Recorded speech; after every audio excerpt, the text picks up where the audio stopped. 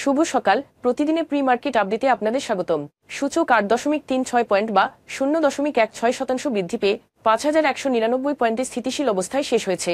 বাজারের লেনদেনের পরিমাণ ছিল 413 কোটি টাকা, যা আগের ট্রেডিং দিনের তুলনায় 22.02% বেশি।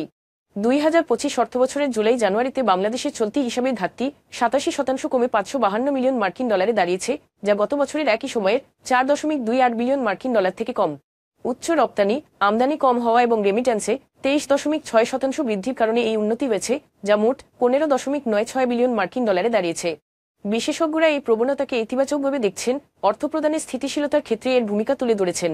কলম্বো স্টক এক্সচেঞ্জের চেয়ারম্যান দিলশান বিরাশিকারার নেতৃত্বে শ্রীলঙ্কার বিনিয়োগকারীদের একটি প্রতিনিধি দল বাংলাদেশের শেয়ার বাজারে বিনিয়োগ এবং এর পরিচালনামূলক খাতে সহযোগিতা করার আগ্রহ প্রকাশ করেছে।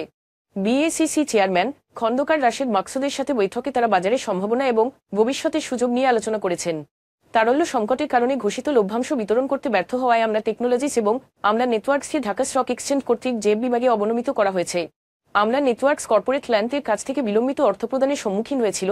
অন্যদিকে আমরা টেকনোলজিস বিটিএসসি নিয়ন্ত্রক বিধিনিষেধ সংক্রান্ত জটিলতার শিকার হয়।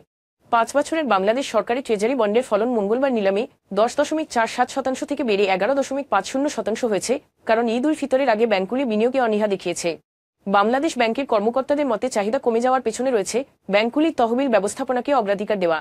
এখন এ পর্যন্তই। বিকেলে আবারও আসছে ডেইলি মার্কেট আপডেট নিয়ে। সে পর্যন্ত আমাদের সঙ্গেই থাকুন। ধন্যবাদ।